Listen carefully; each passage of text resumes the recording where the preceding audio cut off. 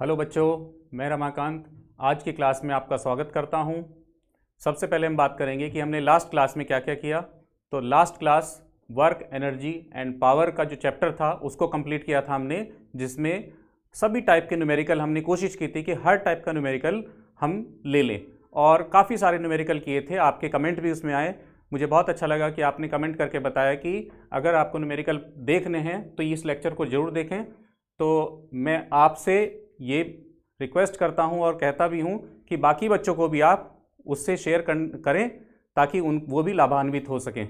उस लेक्चर, क्योंकि बहुत इंपॉर्टेंट लेक्चर है वो, उसके अंदर जो न्यूमेरिकल है वो ज़रूर आएगा, ज़रूर आएगा और ज़रूर आएगा। तो उसको ज़रूर बच्चों से शेयर करें। नेक्स्ट जो चैप्टर है हमारा वो है फ्रिक्शन का, जिसको हम कहते हैं हिंदी में घर्षण। ये भी बहुत इंपॉर्टेंट चैप्टर है। ये देखा जाए तो जो जेई वगैरह की तैयारी करते हैं उसके लिए तो बहुत ही इंपॉर्टेंट चैप्टर है। बाकी पॉलिटेक्निक लेवल पर भी आपका ये बहुत इंपॉर्टेंट चैप्टर है, क्योंकि यहाँ पर आपको जो पढ़ाई जा रही है वो अप्लाइड फिजिक्स पढ़ाई जा रही है, तो आपको अप्लाई करनी है। तो ये फ्रिक्शन बहुत जगह आपको अप्लाई करना होगा। आप मशीनों के साथ काम करें, आप चाहे सिविल में काम करें, किसी भी क्षेत्र में काम करें, फ्रिक्शन आपको यूज़ करना ही होगा। तो फ्रिक्शन कहाँ कहाँ कैसे कैसे यूज़ कर सकते हैं हम, वो सारी चीज़ें, वो सारी एप्लीकेशंस इस चैप्टर के अंदर हम आपको बताएंगे। तो शुरू करते हैं आज का चैप्टर फ्रिक्शन। चलिए, तो सबसे पहले फ्रिक्शन होता क्या है और फ्रिक्शनल फोर्स यानी घर्षण क्या होता है और घर्षण बल क्या होता है। चलिए स्टार्ट करते हैं।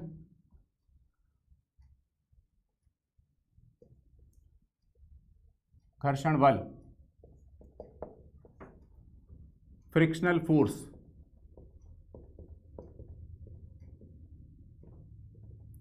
ये जो फ्रिक्शनल फोर्स है ये है क्या? कोई भी दो बॉडी, सबसे पहली बात तो जो फ्रिक्शन होता है वो किसी सिंगल बॉडी में नहीं लगता है। कम से कम इसके लिए दो सरफेस चाहिए, उन्हीं के बीच में फ्रिक्शन लगेगा। अकेली किसी भी सरफेस में ये फ्रिक्शन नहीं लगता है। सपोज कि ये कोई सरफेस है, सतह जिसको हम कहते हैं, इसके ऊपर ये कोई बॉडी रखी गई है।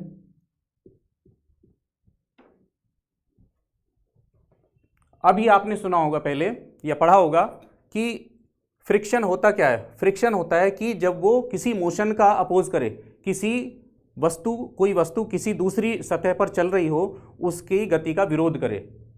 वास्तव में ये गति का विरोध करना नहीं होता है, ये होता है रिलेटिव मोशन का विरोध करना। सापेक्ष गति जो होती है, जिसको हम सापेक्ष गति कहते हैं, उसका विरोध होता है, मोशन का विरोध नहीं। ये होता है रिलेटिव मोशन का विरोध। तो रिलेटिव मोशन का विरोध करता है कि मान लेते हैं कि बॉडी है, इसके ऊपर जब चलती है, मान लेते हैं इधर की तरफ को आपने कोई फोर्स लगाया, तो इसके अपोजिट डायरेक्शन में एक फोर्स डेवलप हो जाता है। जब भी आप किसी एक, मान लेते हैं कि बॉडी इधर की तरफ को मोशन कर रही है, तो इसके अपोजिट डायरेक्शन में एक फोर्स डेवलप हो जाता है। वो क्या है? वही है फ्रिक्शनल फोर्स। जो इसके जो रिलेटिव मोशन है, ये जो सरफेस है इसके इस डायरेक्शन में चल रही है, यानी इसका जो रिलेटिव मोशन है उसको अपोज करने के लिए एक फोर्स डेवलप हो गया है। वही फोर्स कहलाता है घर्षण बल या फ्रिक्शनल फोर्स।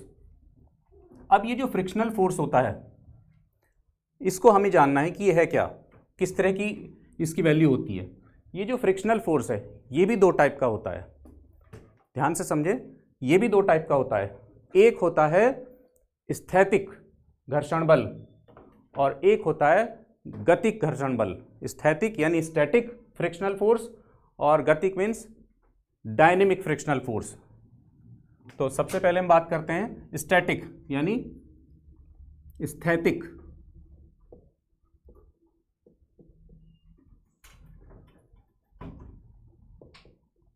स्थैतिक घर्षण बल यानी स्टैटिक फ्रिक्शनल फोर्स।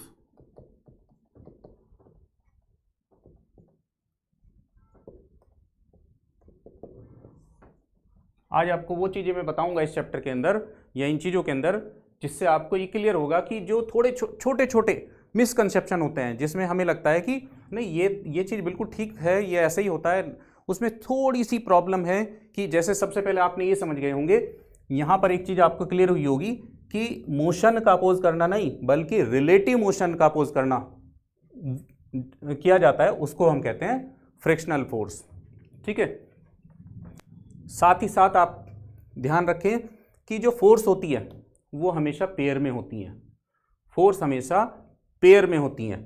अगर ये फोर्स लग रही है कि कहीं पर भी एक फोर्स लग रही है, उसकी इक्वल एंड अपोजिट फोर्स जरूर लगी रहती है, कहीं ना कहीं इक्वल और अपोजिट फोर्स जरूर लगती है, यानी फोर्स हमेशा पेयर में होती है। ठीक है, तो इसीलिए अगर ये फोर्स लग रही है तो इसके अपोजिट में ये एक फोर्स डेवलप हो गई है जिसको हम फ्रिक्शनल फोर्स बोल रहे हैं। तो यहाँ पर इससे भी आपको क्लियर हो रहा होगा कि इस फोर्स के बिना ये फोर्स नहीं है, यानी कोई ना कोई फोर्स जरूर लग रही होती है, उसके अपोजिट में एक फोर्स लगने स्टार्ट हो जाती है जिसको हम कहते हैं फ्रिक्शनल फोर्स।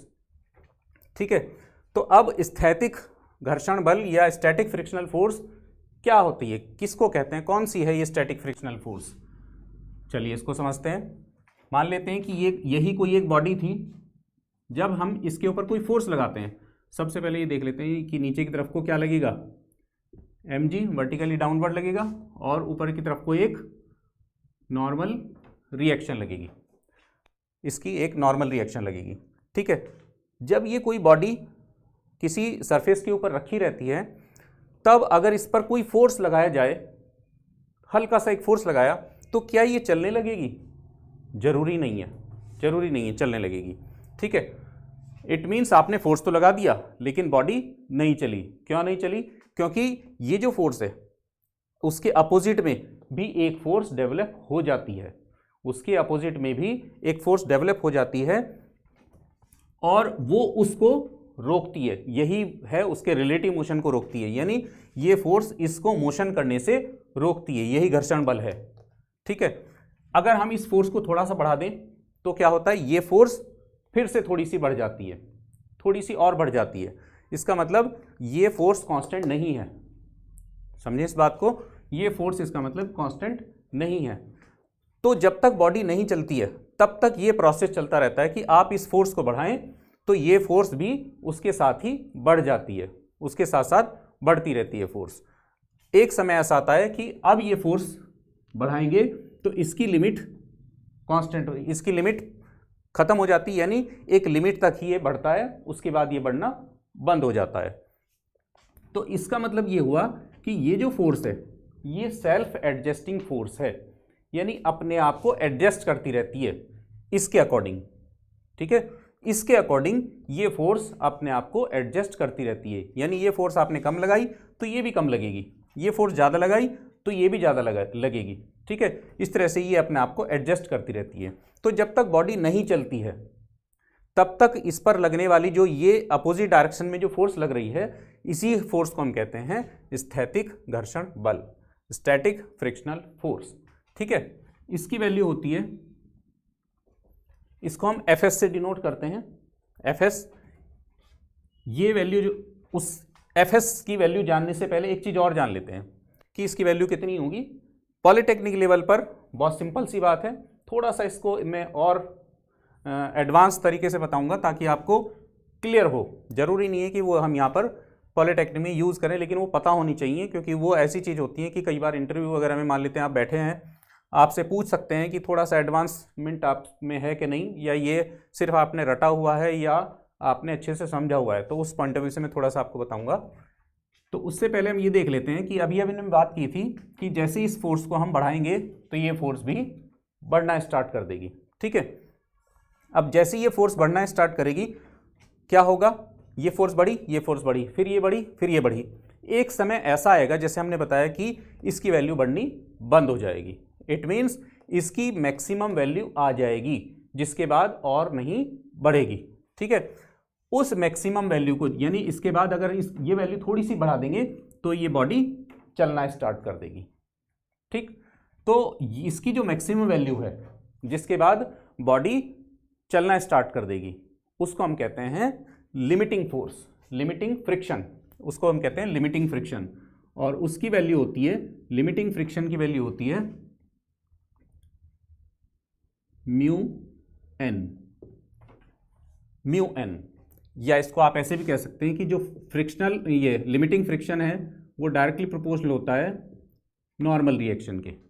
ठीक है, या कोई ना कोई कांस्टेंट आएगा, और ये जो कांस्टेंट है इस कांस्टेंट को हम कहते हैं कॉफिशिएंट ऑफ फ्रिक्शन या घर्षण गुणांक, घर्षण गुणांक, ठीक है। ये वैल्यू फिक्स है, ये वैल्यू फिक्स है। इसका मतलब ये हुआ कि इसके हिसाब से कितनी वैल्यू हो सकती है मैक्सिमम, वो फिक्स है, वो कांस्टेंट है, ठीक है, ये कांस्टेंट है। लेकिन ये जो है एफएस क्या थी, ये कौन सी फोर्स है, इसका नाम मैं लिख देता हूं, ये कौन सी है, लिमिटिंग फ्रिक्शन।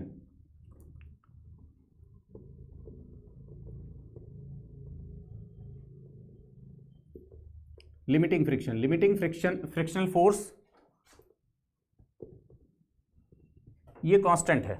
लेकिन एफएस यानी स्थैतिक घर्षण बल ये कांस्टेंट नहीं है, ठीक है। ये जो वैल्यू है ये इसकी वैल्यू है।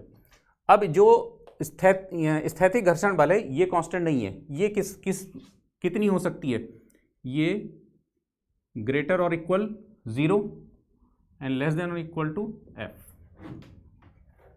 इनके बीच में होगी।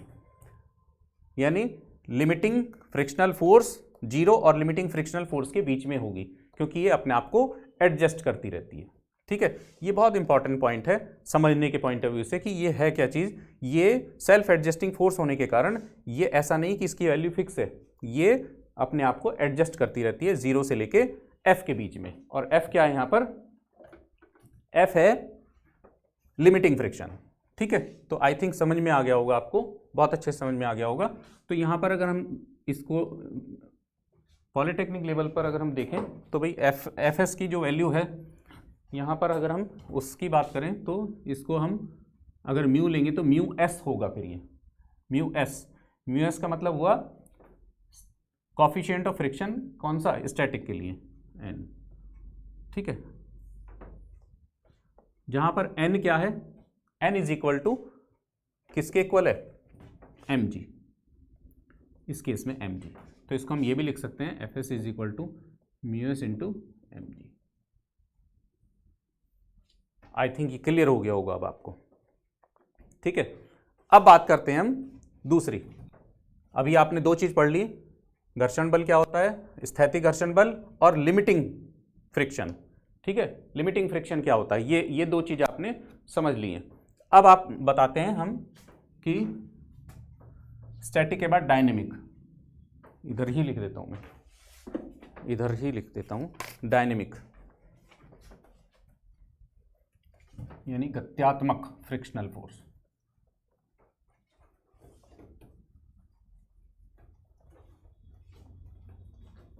चलिए इसके बाद नेक्स्ट आपका आता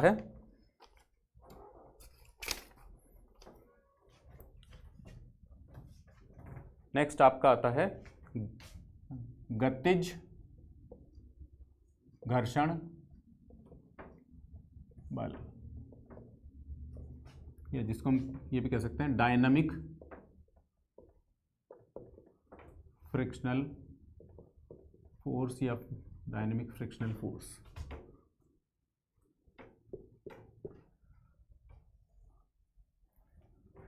देखिए कोई भी बॉडी है, जैसे अभी हमने बात की थी कि बॉडी है ये जो किसी सरफेस के ऊपर रखी हुई है, mg नीचे की तरफ को लग रहा था इसमें, और एक नॉर्मल रिएक्शन n ऊपर की तरफ को लग रहा था। जब आपने इसके ऊपर कोई फोर्स लगाई तो एक फोर्स डेवलप हुई जिसका नाम था स्टैटिक फ्रिक्शनल फोर्स, स्थैतिक घर्षण बल, ठीक है। अब आपने क्या किया, इस फोर्स को बढ़ाते रहे और इसकी वैल्यू बढ़ती रही, और एक टाइम के बाद ये क्या हो गई, लिमिटिंग फोर्स बन गई, यानी जिसको हम कहते हैं लिमिटिंग फ्रिक्शन यानी सीमांत घर्षण। तो सीमांत घर्षण तक ये बढ़ी, लिमिटिंग फ्रिक्शन तक ये बढ़ी। उसके बाद अगर इस वैल्यू को थोड़ा सा भी बढ़ा दें, किसकी, इस एफ की वैल्यू को थोड़ा सा भी बढ़ा दिया जाए, तो होगा क्या कि बॉडी चलना स्टार्ट कर देगी, क्योंकि इसकी लिमिट पार हो चुकी है। अब ये नहीं बढ़ेगा तो बॉडी मूव करना स्टार्ट कर देगी, ठीक है। उस कंडीशन में ये जो वैल्यू है एफ एस, ये चेंज होकर के क्या हो जाती है, क्योंकि बॉडी चलने लगी है तो उस समय भी घर्षण तो तब भी रहा, कोई ना कोई घर्षण तो तब भी रहेगा। उस घर्षण को हम कहते हैं गतिज घर्षण यानी डायनेमिक फ्रिक्शन। और डायनेमिक फ्रिक्शन को हम लिखते हैं एफ के से, ठीक है, या काइनेटिक फ्रिक्शन भी कह सकते हो उसको आप। और इसकी वैल्यू क्या होती है, म्यू के एन, या म्यू के इंटू एम जी, क्योंकि एन की वैल्यू एम जी होगी यहाँ पर। ठीक है, तो ये बहुत सिंपल सी है। बस यहाँ पर ध्यान देने की बात क्या है कि गतिज घर्षण बल ये कांस्टेंट होता है, जबकि स्थैतिक घर्षण बल वो कांस्टेंट नहीं होता है, वो सेल्फ एडजस्टिंग होता है, वो अपने आप को एडजस्ट करता रहता है, लेकिन ये कांस्टेंट होता है। ठीक है, आई थिंक बहुत अच्छे से आपको क्लियर हो गई होंगी कि क्या मतलब है गतिज घर्षण का और स्थैतिक घर्षण का। अब बात करते हैं कि स्थैतिक घर्षण और गतिज घर्षण, इनमें कौन सा बड़ा होता है। मुझे लगता है कि आप समझ पा रहे होंगे कौन सा बड़ा होगा और कौन सा छोटा होगा। अब इसमें ऐसे लगाऊं, ये ऐसे, बिल्कुल आप जानते हैं कि ये हमेशा बड़ा होगा, किससे, एफ के से एफ एस हमेशा बड़ा होता है। इसका एक एग्जाम्पल आप बहुत सिंपल सा समझ सकते हो कि मान लेते हैं कि आप साइकिल चला रहे हो। ठीक है, जब साइकिल चलाना स्टार्ट करते हैं, स्टार्ट मीन्स पैर मार करके उसको मोशन में लाते हैं, तब आपको फोर्स ज़्यादा लगाना पड़ता है। निश्चित ही आपने देखा होगा कि फोर्स उस समय आप ज़्यादा फोर्स लगाते हैं, और एक बार साइकिल जब मोशन में आ जाती है फिर उसको उसमें ही बनाए रखने के लिए बहुत ज़्यादा फोर्स की आवश्यकता नहीं होती है। तो जब वो मोशन में नहीं आई तब तक कौन सा फ्रिक्शन था, स्थैतिक, और जब वो मोशन में आ गई तब गतिज। तो आप यहाँ पे भी क्लियर हो गया होगा कि एफ एस हमेशा एफ के से बड़ा होता है। ठीक है, तो ये था आपका गतिज घर्षण, स्थैतिक घर्षण, सीमांत घर्षण और घर्षण बल। ठीक है, इनके फॉर्मूले। इसके बाद नेक्स्ट आता है इससे संबंधित नियम। क्या नियम है स्थैतिक घर्षण के, सॉरी घर्षण बल के, घर्षण के नियम क्या हैं।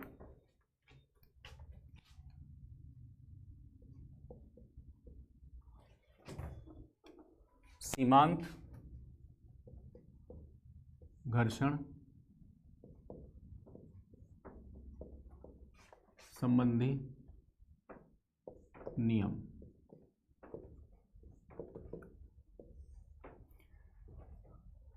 फ्रिक्शन के नियम क्या क्या हैं। सबसे पहला नियम है कि ये प्रकृति, जो सरफेस, दो सरफेस पे होता है, ये हमेशा सिंगल सरफेस पे होगा ही नहीं, तो जो दो सरफेस हैं उनकी नेचर पे डिपेंड करता है कि उनकी नेचर कैसी है। ठीक है, उनकी नेचर पर डिपेंड करता है, तो यानी उनकी प्रकृति पर। नंबर एक, प्रकृति पर निर्भर करता है।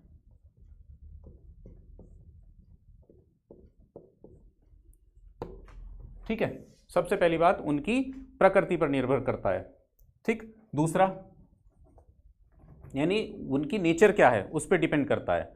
दूसरा है कि जो उनकी अभिलंब प्रतिक्रिया होती है उसके डायरेक्टली प्रोपोर्शनल होता है, यानी F directly proportional to N होता है।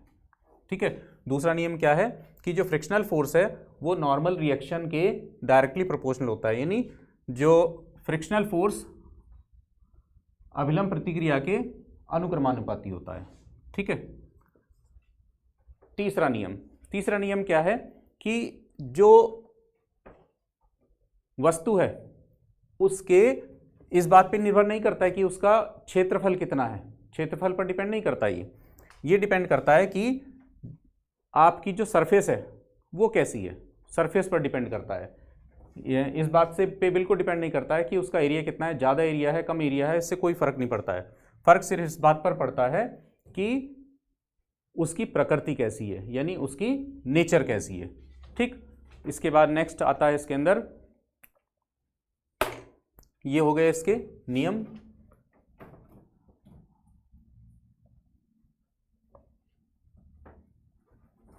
चलिए नेक्स्ट इसके बाद frictional angle of friction next आता है, एंगल ऑफ फ्रिक्शन या घर्षण कोण।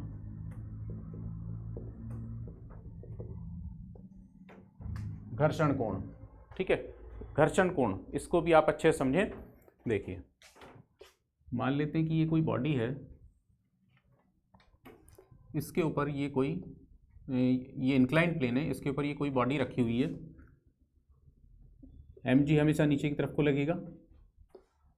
अब ये चूंकि किसी थीटा एंगल पर है तो इसके दो कंपोनेंट हो जाएंगे, एक mg cos थीटा, इसको भी आप स्मॉल बना लें,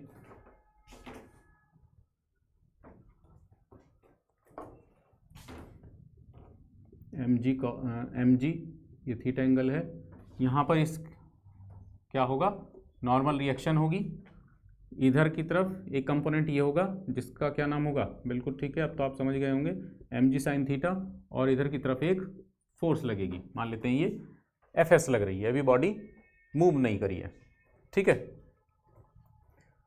अब यहाँ से हम इस एंगल को निकालेंगे, इस एंगल को निकालेंगे जिसको हम घर्षण कोण कहते हैं। तो सबसे पहले हम घर्षण कोण की डेफिनेशन को समझते हैं कि डेफिनेशन क्या है घर्षण कोण की। घर्षण कोण की डेफिनेशन को ध्यान समझे कि ये वो एंगल है जिस एंगल पर, वो एंगल है वो जिस पर बॉडी चलना स्टार्ट कर देगी, जिस पर बॉडी चलना स्टार्ट कर देगी, वो एंगल है। तो सबसे पहले हम यहां से देखें तो क्या होगा, mg sin थीटा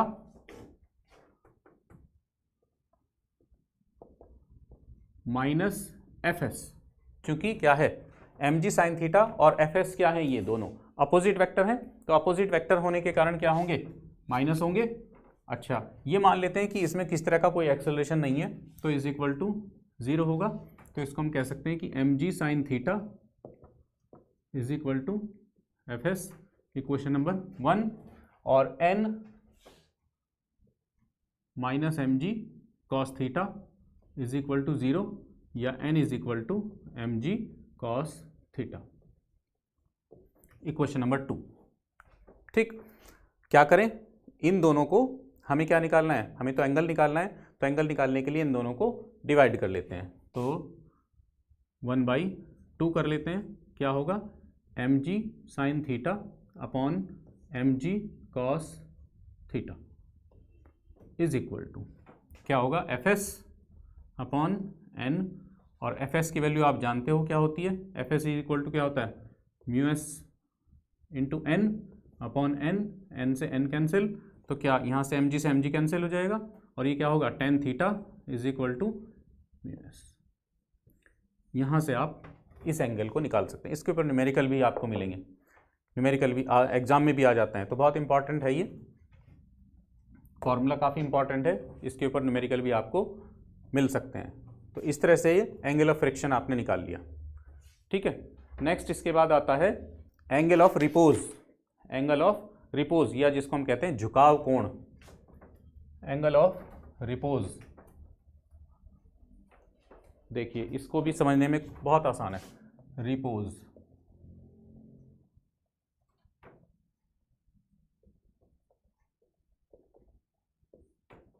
झुकाव कोण।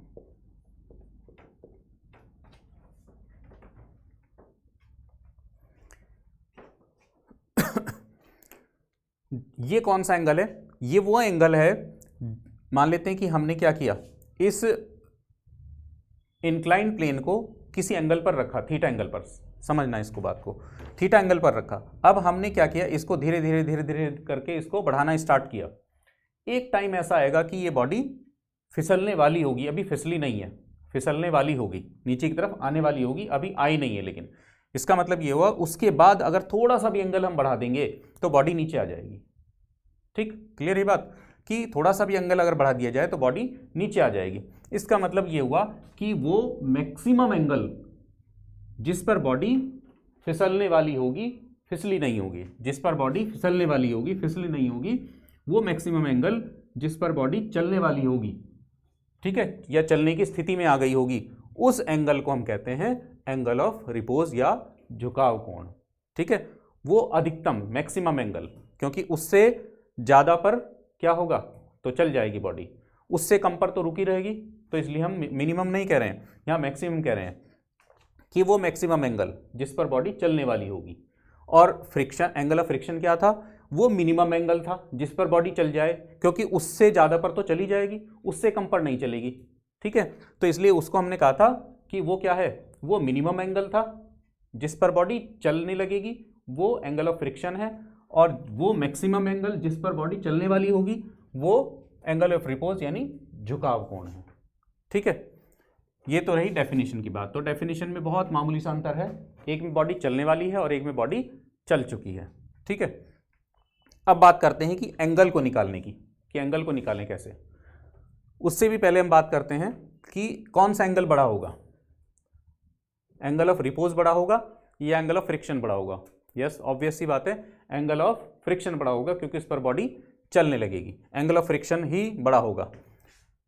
अब वैल्यू कैसे निकालें? वैल्यू निकालने के लिए थियोरेटिकली, प्रैक्टिकली तो हमने देख लिया कि एंगल ऑफ फ्रिक्शन बड़ा है, लेकिन थियोरेटिकली वो एंगल कितना बड़ा है उसको सोचना थोड़ा मुश्किल काम होगा, क्योंकि जो भी हम सोचेंगे उससे भी छोटी वैल्यू पर बॉडी चलने लगेगी। मान लेते हैं कि आपने कहा कि ये 45 पर चलने लगेगी, 45 पर रुकी हुई है। अब 45 पर रुकी है तो 45.01 पर चल जाएगी, बिल्कुल चल जाएगी क्योंकि उससे ज़्यादा है।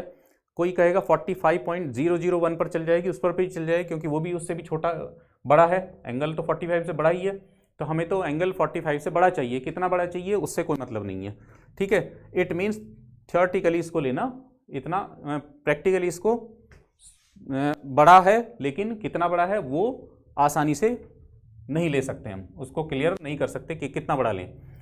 तो हम कन्वीनियंट के लिए क्या करते हैं कि ये मान लेते हैं कि वही थियोरेटिकली हम उसको ऐसे ले लेते हैं कि जो एंगल हमारा ये है वही एंगल ऑफ फ्रिक्शन है। तो दोनों को हम सेम मान लेते हैं यहाँ पर थियोरेटिकली, प्रैक्टिकली बड़ा वही है।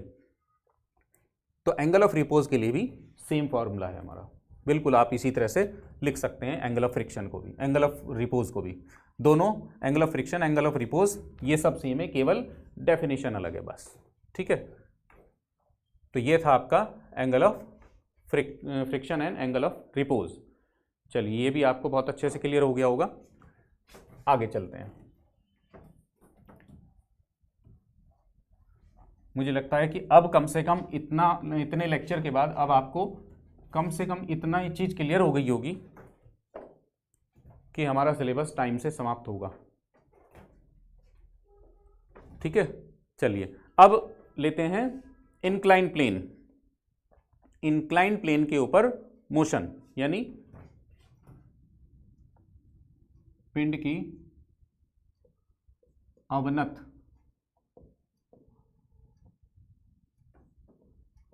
तल पर गति,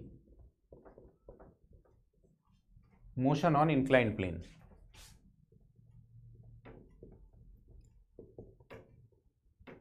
इंक्लाइन प्लेन,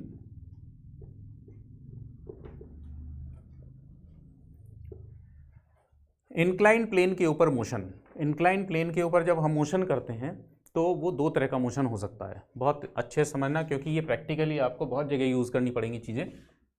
नंबर 1, नीचे की ओर, नीचे की ओर, डाउनवर्ड, डाउनवर्ड मोशन। ठीक है, नीचे की तरफ, यानी इंक्लाइन प्लेन है उस पर नीचे की तरफ मोशन हो रहा हो। तो बहुत सारी जगह हैं ऐसी जहाँ पर इंक्लाइन प्लेन होता है और नीचे की तरफ को मोशन होता है, तो वहाँ पर आपको बहुत सारी चीज़ों का ध्यान रखना होता है। बहुत सारी ऐसी जैसे ब्रिजेज़ हैं, आपके जो बेल्ट होती हैं, जो बेल्ट चलती हैं इंडस्ट्रीज़ वगैरह में चलती हैं, वहाँ पर बहुत सारी जगह आपको ये चीज़ यूज़ करनी पड़ेगी। तो अगर इंक्लाइन प्लेन है तो वहाँ पर आपको ध्यान रखना होगा कि कोई भी, मान लेते हैं ब्रिज है, ब्रिज पर ऐसा भी ना हो जाए कि कोई बॉडी नीचे की तरफ को आ रही है और उसका जो एक्सेलरेशन है वो अनकंट्रोल्ड हो जाए। तो एक्सेलरेशन कैसे कैलकुलेट कर सकते हैं हम किसी भी इंक्लाइन प्लेन के ऊपर जो बॉडी है उसका एक्सेलरेशन यानी त्वरण कैसे कैलकुलेट कर सकते हैं, उसको यहाँ पर बताया जाएगा। तो नीचे की ओर जब हम आते हैं, किसी बॉडी को नीचे की तरफ को लेके चलते हैं, चलिए इसे दोबारा से बना लेते हैं फिगर को।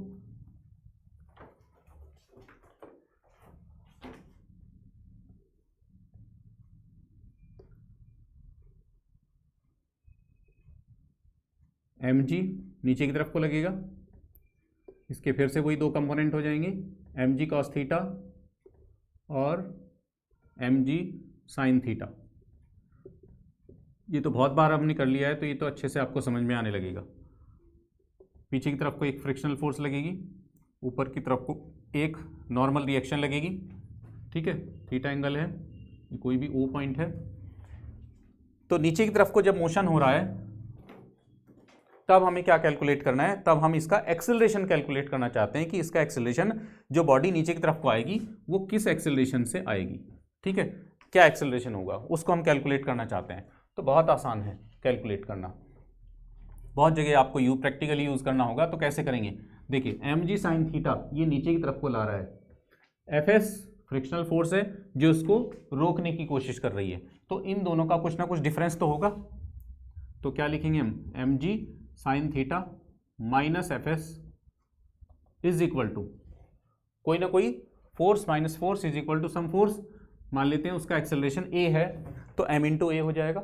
समझ में आ गया होगा ये इक्वेशन नंबर 1, ठीक है। ये इसको बैलेंस कर रहा है, ये दोनों आपस में एक दूसरे को बैलेंस कर रहे हैं, तो हम क्या लिख सकते हैं कि n is equal to mg cos theta, equation number 2। fs की वैल्यू आपको पता है, इसको fs लिखें या fk लिखें, कुछ भी लिख सकते हो आप, f रहने दो आप। तो f कितना होगा, चलिए fk कर लो आप, इसको कितना होगा म्यू के n, ठीक है, और इसको क्या लिख सकते हैं म्यू के into M G cos theta, equation number 3। अब आपको निकालना था a, तो a तो यहाँ पे निकल चुका है हमारा, लेकिन क्या प्रॉब्लम थी कि fk की वैल्यू नहीं मालूम थी, वो हमें पता लग गई। अब इसको यहाँ सब्स्टिट्यूट कर दें और हमारे पास वैल्यू आ गई। तो सब्स्टिट्यूट करें, एम जी साइन थीटा माइनस म्यू के into M G cos theta is equal to m into a. तो आप देख रहे हो m m m, यहाँ से m कॉमन लें और इसको इससे कैंसिल कर दें, बचेगा कितना, इधर a बचा इज इक्वल टू, यहाँ पर क्या बचेगा, देखो g बच रहा है, g कॉमन आ रहा है, तो यहाँ पे g भी कॉमन ले लो आप। अब देखिए अंदर क्या बचेगा, यहाँ से क्या बचा, sign theta minus mu cos theta, ठीक। तो ये हो गया आपका एक्सेलरेशन। तो इस फॉर्मूले से आप एक्सेलरेशन निकाल सकते हो। कोई भी बॉडी है जो इंक्लाइन प्लेन पर चल रही है, उसका एक्सेलरेशन कितना होगा जब वो नीचे की तरफ को आएगी, इस फॉर्मूले से कैलकुलेट किया जा सकता है। तो ये भी बहुत इंपॉर्टेंट फॉर्मूला है, ये भी पूछ लिया जाता है, इसके न्यूमेरिकल भी आ जाते हैं, जी साइन थीटा माइनस म्यू के कॉस थीटा।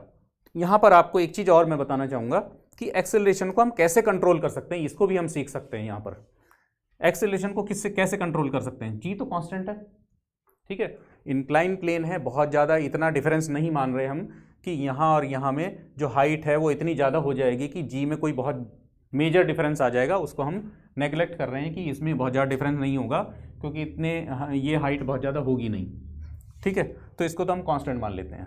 अब बचा क्या यहाँ पर, थीटा एंड म्यू के, ठीक है। तो थीटा साइन थीटा जितना बड़ा होगा उतनी वैल्यू बड़ी होगी, कॉस थीटा जितना बड़ा होगा उतनी वैल्यू छोटी हो जाएगी। तो इसका मतलब क्या हुआ, एक तो थीटा ऐसी चीज़ है जिससे हम एक्सेलरेशन को कंट्रोल कर सकते हैं। थीटा जितना बड़ा होगा ये उतनी बड़ी वैल्यू आएगी और ये उतनी छोटी हो जाएगी, इसका मतलब ये कम माइनस होगी तो ए की वैल्यू ज़्यादा आएगी। ऑब्वियसली आपको दिख रहा होगा ए की वैल्यू ज़्यादा आएगी, यानी थीटा अगर बढ़ा दें तो ए की वैल्यू ज़्यादा आएगी। और वो यहाँ पे आप देख भी सकते हो कि जैसे जैसे आप इसको ऐसे ऐसे बढ़ाना शुरू करेंगे एंगल को, बहुत तेज़ी से और तेज़ी से आना स्टार्ट हो जाएगी, तो एक्सेलरेशन आपका बढ़ जाएगा। आपको कम करना है तो एंगल को कम कर दें, तो आपको कितना रखना है उसके हिसाब से आप एंगल सेट कर सकते हो। जो भी आपको एक्सेलरेशन चाहिए उसको आप एंगल के हिसाब से सेट कर सकते हो, मात्र एंगल से ही आप उसको चेंज कर सकते हो। दूसरी चीज़ एक और है म्यू, तो जो बॉडी इसके ऊपर आएगी और ये इन दोनों के बीच में जो फ्रिक्शन लग रहा है उससे भी आप कंट्रोल कर सकते हो। फ्रिक्शन बढ़ा दें तो ए की वैल्यू कम हो जाएगी क्योंकि ये माइनस होगी, यहाँ पर इसमें से माइनस होगी, तो इससे भी हम कंट्रोल कर सकते हैं। सबसे ज़्यादा जो अच्छा कंट्रोल करने का तरीका है वो थीटा का है कि थीटा को आप चेंज कर लें और ये कंट्रोल हो जाएगा। तो आई थिंक ये भी बहुत अच्छे से क्लियर हो गया होगा। अब दूसरी चीज़ आती है इसके बाद ऊपर की ओर, नंबर 2 ऊपर की ओर। Upward motion, upward motion, upward motion को समझें आप। चलिए दोबारा से लिख दूंगा मैं। अपवर्ड मोशन में क्या होगा, फिगर को हम बने रहने देते हैं। ये सब चीजें ऐसे ही होंगी, बस मोशन इस बार क्या हो रहा है, ऐसे। ऐसे भी आपको बहुत जगह यूज करना पड़ेगा। जो मोशन है वो ऊपर की तरफ को, बॉडी ऊपर की तरफ को भी ले जानी है। मान लेते हैं कि आपको सिंपल एक ब्रिज ही लेना है, तो ब्रिज को आपको इतना ध्यान रखना होगा कि बॉडी ऊपर की तरफ को भी जानी है। तो ऊपर की तरफ को जाने के लिए हमें वो अपना आप तो जाएगी नहीं, ऊपर से नीचे तो अपना आप आ जाएगी, लेकिन नीचे से ऊपर की तरफ को अपना आप नहीं जाएगी, आपको एक फोर्स लगाना होगा। ठीक है, तो वो जो फोर्स लगाना होगा वो इतना ज़्यादा भी ना हो जाए कि आप उसको ऊपर ना ले जा सकें। ये चीज़ कहाँ पर, बहुत सारी जगह है। एक आध एग्जाम्पल और बता देता हूँ मैं आपको। जैसे एस्केलेटर लगे रहते हैं, एस्केलेटर जिस पर आप खड़े होकर के ऊपर की तरफ को, यानी अपने आप स्वचालित सीढ़ियाँ जो होती हैं वो क्या करती हैं, आप उसके ऊपर बैठे खड़े हो गए और वो आपको ऊपर की तरफ को ले जा रही है।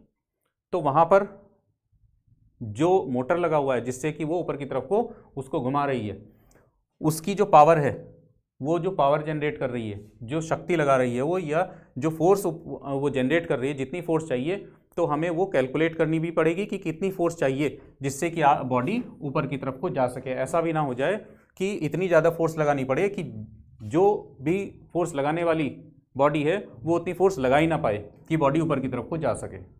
ठीक है, तो यहाँ पर इसका मतलब हम फोर्स कैलकुलेट करेंगे, वो फोर्स जिससे बॉडी ऊपर की तरफ को जा सके। ठीक है, कि फोर्स कितनी चाहिएगी या कौन सी फोर्स हम कैलकुलेट करेंगे। फोर्स यहाँ पर हम कैलकुलेट करेंगे कि एक कांस्टेंट फोर्स, यानी हमें मान लेते हैं कि हमें एक्सेलरेशन नहीं चाहिए बॉडी के अंदर, कि ऊपर की तरफ को जा रही है, वो एक्सेलरेशन ना हो, कोई बात नहीं, यानी त्वरण उसके अंदर ना हो, एक कांस्टेंट स्पीड से ही चलती रहे, वो कांस्टेंट स्पीड से चलती रहे, कांस्टेंट, और वो ऊपर की तरफ को लेकिन चली जाए। तो वो फोर्स कितनी होगी वो निकालना चाहते हैं। मान लेते हैं कि आपने ये फोर्स लगाई इसके ऊपर F, ये वो F फोर्स है जिससे आपको ऊपर की तरफ को बॉडी खींचनी है। ठीक है, अब चूंकि F फोर्स इधर की तरफ को लगी है तो फ्रिक्शनल फोर्स अपोजिट डायरेक्शन में लगेगी। ठीक है, F अपोजिट लग जाएगी, तो फॉर्मूला क्या बनेगा अब, चूंकि F बॉडी तो ऊपर को जा रही है, इसका मतलब ये फोर्स इन दोनों फोर्स से बड़ी होगी तभी बॉडी ऊपर को जाएगी। तो हम क्या करें, इस फोर्स को इन दोनों के सम के इक्वल रख दें, यानी F minus mg sine theta plus F। चूंकि एक्सेलरेशन नहीं है तो m इंटू ए जीरो, तो ये जीरो हो जाएगा। इक्वेशन नंबर 1 समझ में आ गई होगी बात ये। दूसरी इक्वेशन वही है, n is equal to M ji cos theta and f is equal to होता है म्यू n या mu into M G cos theta. आपको f चाहिए, तो f के लिए आपको ये वाला f चाहिए, तो इसके लिए इसकी रिक्वायरमेंट थी, वो हमारा यहाँ से निकल के आ गया। इसको यहाँ सब्स्टिट्यूट करें और हमारी फोर्स भी निकल के आ जाएगी। तो f इज इक्वल टू उधर ले जाएंगे तो ये हो गया एम जी sine theta plus mu M G cos theta. यहाँ पर एम जी कॉमन आ रहा है, अंदर बचेगा sign theta plus mu cos theta. तो ये आपकी वो फोर्स निकल के आ गई जितनी फोर्स आपको किसी बॉडी को ऊपर को खींचने के लिए चाहिए जबकि उसमें एक्सेलरेशन ना हो। ठीक है, तो एम जी sine theta plus mu cos theta. तो यहाँ पर फिर हम उसी तरीके से समझते हैं कि एफ को हम कैसे कंट्रोल कर सकते हैं, कम या ज़्यादा फोर्स कैसे कंट्रोल की जा सकती है। यहाँ पर फिर से थीटा के ऊपर डिपेंड करेगी, जितना कम थीटा होगा उतनी फोर्स कम चाहिएगी। ठीक है, क्योंकि साइन है तो जितना कम थीटा होगा उतनी कम फोर्स से हम इसको आगे की तरफ ऊपर की तरफ को खींच पाएंगे। दूसरा म्यू पर भी डिपेंड करता है, जितना म्यू कम होगा उतनी ही फोर्स कम चाहिएगी क्योंकि ऐड होगा। तीसरी चीज यहां पर एक और है कि m यानी मास ऑफ द बॉडी, जो पिंड है उसका जो द्रव्यमान है उसके ऊपर भी डिपेंड करेगा। उसका द्रव्यमान अगर ज़्यादा होगा तो फोर्स ज़्यादा चाहिएगा, और द्रव्यमान कम होगा तो फोर्स कम चाहिएगा। तो ये था आपका ऊपर की ओर, अगर ऊपर की ओर बॉडी जा रही है तो उसमें कितनी फोर्स चाहिए, इससे आप निकाल सकते हैं। तो ये भी आई थिंक बिल्कुल एकदम क्लियर हो गया होगा। ठीक है, तो ये था आपका इंक्लाइंड प्लेन के ऊपर मोशन। अब एक छोटा सा और टॉपिक है इसमें जिसको हम कहते हैं हॉरिजॉन्टल मोशन। अगर हॉरिजॉन्टल मोशन है तब एक्सेलरेशन कैसे कैलकुलेट करते हैं, यानी त्वरण कैसे निकालेंगे हॉरिजॉन्टल मोशन में, उसको और देख लेते हैं। हॉरिजॉन्टल मोशन,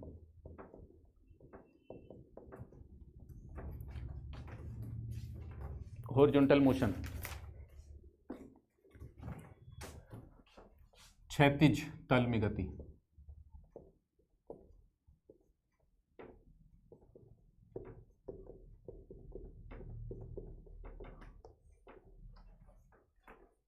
क्षैतिज तल में गति कैसे निकालते हैं, देखिए बहुत आसान है ये भी।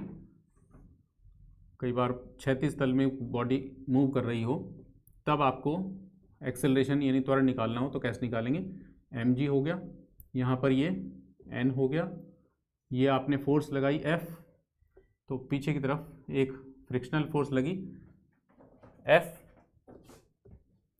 ठीक है। तो कैसे निकालेंगे, F माइनस एफ के इज इक्वल टू कोई ना कोई इन दोनों का डिफरेंस होगा, बॉडी मूव कर रही है तो m into A, equation number 1। एक होगा n is equal to M G, ये एक दूसरे को एडजस्ट कर रही हैं तो एम जी इक्वेशन नंबर 2, और f इज इक्वल टू होता है म्यू n या म्यू के एम जी, इक्वेशन नंबर 3। ये वैल्यू यहाँ पे सब्स्टिट्यूट कर लो, आपका आंसर आ जाएगा। f माइनस एफ के कितना है mu M g is equal to m into a, तो ए इज इक्वल टू निकल के आ गया आपका f minus mu M G upon M. इससे आप क्षैतिज तल में अगर कोई बॉडी मूव कर रही है तो उसका एक्सेलरेशन कितना होगा, उसका त्वरण कितना होगा, वो निकाल सकते हैं। ठीक है, ये बड़ी आसानी से निकल जाएगा। ये था आपका हॉरिजॉन्टल मोशन।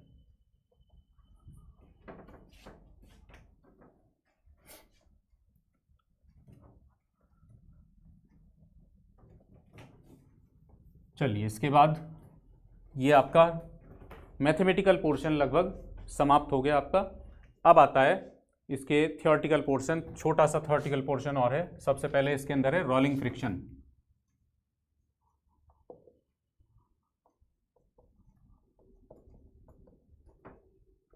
जिसको हम कहते हैं लोटनिक घर्षण।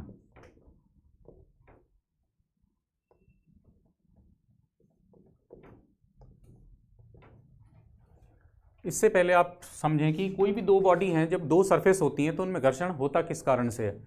अगर हम उनको बहुत ही माइक्रोस्कोपिक रूप में देखें तो वो जो सरफेस हैं वो ऐसी नहीं होती हैं, ऐसी नहीं होती हैं, यानी स्मूथ नहीं होती हैं। ठीक है, ऐसी नहीं होती। वास्तव में वो क्या होती हैं, वो ऐसी होती हैं, हल्की सी इस तरह की होती हैं। एक सरफेस ऊपर इसके और चल रही है, वो भी इस तरह से होगी, तो क्या होगा, ये एक दूसरे में फंस के चलेंगी। ठीक है, ये एक दूसरे को रोकेंगी, यानी ये जो बन रहे हैं इनको ब्रेक करना पड़ेगा, इनको तोड़ना होगा तब आगे बढ़ेगा, इसीलिए फ्रिक्शन लगता है। ठीक है, ये तो नॉर्मल फ्रिक्शन हो गया। अब रोलिंग फ्रिक्शन क्या है कि जब कोई बॉडी किसी सरफेस पे चलेगी और वो रोल करके चले, ठीक है ना, रोल करके चलेगी, तब जो फ्रिक्शन लगेगा वो रोलिंग फ्रिक्शन कहलाता है, यानी लोटनिक घर्षण कहलाता है। इस केस में क्या होता है, ये वास्तव में कैसे चलती है ये तो हमने सिंपल दिखा दिया। अब वास्तव में देखें तो ये इस तरह से चलता है,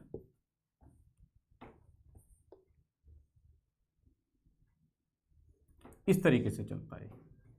ठीक है, इस तरीके से इसमें फ्रिक्शन लगता है, यानी ऐसे उसके लिए वर्क करना पड़ेगा। तो यहाँ पर जो घर्षण होगा वो न्यूनतम होता है, बहुत न्यूनतम जितना घर्षण हो सकता है उसमें सबसे जो कम घर्षण लगता है वो रोलिंग फ्रिक्शन में लगता है। लोटनिक घर्षण कहते हैं जिसको, इसमें सबसे कम फ्रिक्शन होता है। इसीलिए आपने देखा होगा कि ज़्यादातर चीज़ें कैसी बनाई जाती हैं, राउंड में, यानी जो व्हील हैं वो कैसे बनाए जाते हैं, सर्कुलर।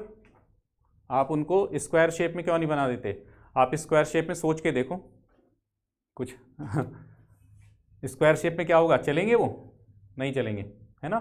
तो सर्किल में क्यों बनाए जाते हैं? इसीलिए बनाए जाते हैं क्योंकि फ्रिक्शन लीस्ट होता है, इसका सबसे कम फ्रिक्शन होता है।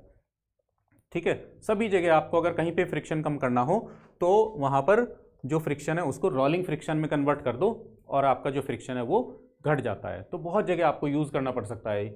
बहुत सारी जगह ऐसी हो सकती है कि आपको लग रहा है कि यहाँ फ्रिक्शन बहुत ज़्यादा है, तो कोशिश करें कि वहाँ पर जो फ्रिक्शन है वो रोलिंग में कन्वर्ट हो जाए, रोलिंग फ्रिक्शन में। ठीक है, कहाँ कैसे यूज़ करें? मान लीजिए बहुत बड़ा बॉक्स है आपके पास, ठीक है, बहुत बड़ा, और उसको, या हैवी बॉक्स कह लो उसको, हैवी बॉक्स है, आप उसको एक जगह से दूसरी जगह शिफ्ट करना चाहते हो तो बहुत मुश्किल काम होगा। 4 आदमी 5 आदमी भी उसको उठा करके नहीं ले जा पाएंगे। ठीक है, क्या करते हैं फिर आप उसमें व्हील लगा देते हैं और व्हील लगा करके एक आदमी उसको खिसका के ले जाता है। तो वही जो बहुत हैवी, जिसको 4 आदमी भी नहीं ले जा पा रहे थे, उसी को एक आदमी लेकर के चलने लगा। तो किया क्या हमने वहाँ पर? सिर्फ टेक्नोलॉजी का यूज़ किया, ये कंसेप्ट का यूज़ किया, और उस कंसेप्ट को यूज़ कर क्या किया कि रोलिंग फ्रिक्शन में कन्वर्ट कर, जो फ्रिक्शन था हमारा उसको रोलिंग फ्रिक्शन में कन्वर्ट कर दिया, जिसकी वैल्यू बहुत ही कम होती है और हमारी जो वस्तु है वो आसानी से खींचने लगी। ठीक है, इस तरीके से हम रोलिंग फ्रिक्शन का यूज़ कर सकते हैं डिफरेंट प्लेसेस पर। ये रोलिंग फ्रिक्शन था। ये भी पूछ लिया जाता है कई बार, तो आप इन चीज़ों को भी अवॉइड ना करें, क्योंकि थियोरेटिकल पोर्शन कभी कभी कोई जो थियोरेटिकल पोर्शन आता है तो उसमें इसी तरह की चीज़ें आ जाती हैं। इसके बाद आता है घर्षण के लाभ और हानि। घर्षण के लाभ व हानि। Advantage and disadvantage. Advantage and disadvantages.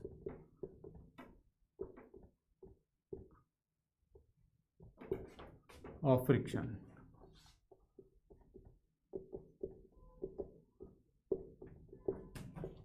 Advantage और डिसएडवांटेज, फ्रिक्शन के लाभ और हानि। मुझे लगता है कि ये तो ऐसा टॉपिक है कि ये तो सबको पता है कि क्या लाभ हैं और क्या हानियां हैं।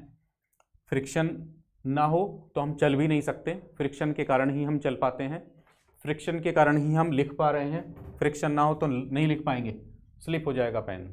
ठीक है, आप नट बोल्ट खोलते कसते हो, वो भी किस कारण से? फ्रिक्शन के कारण ही होता है। ठीक है, ये इसके कुछ लाभ हैं। हानियाँ, बहुत सारी हानियाँ भी हैं। हानियाँ जैसे सबसे मेन इंपॉर्टेंट क्या हानि है कि फ्रिक्शन के कारण एनर्जी लॉस बहुत ज़्यादा होता है, बहुत ज़्यादा एनर्जी लॉस होता है। कि कहीं पर भी जो एनर्जी का लॉस हो रहा है, मान लेते हैं कि आप चल रहे हो या कोई गाड़ी चल रही है, तो गाड़ी में क्या हो रहा है?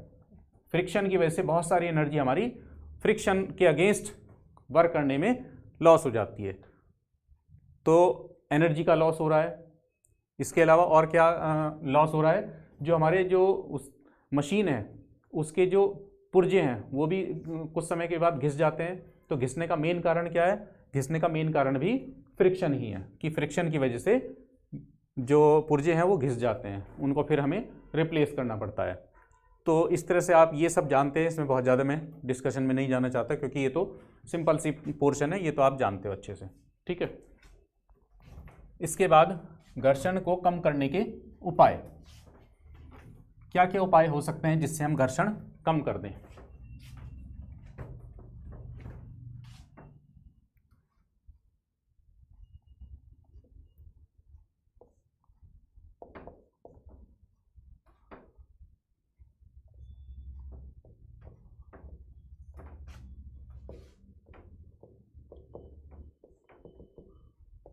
कैसे कम करते हैं हम घर्षण को? कैसे कैसे कम करते हैं?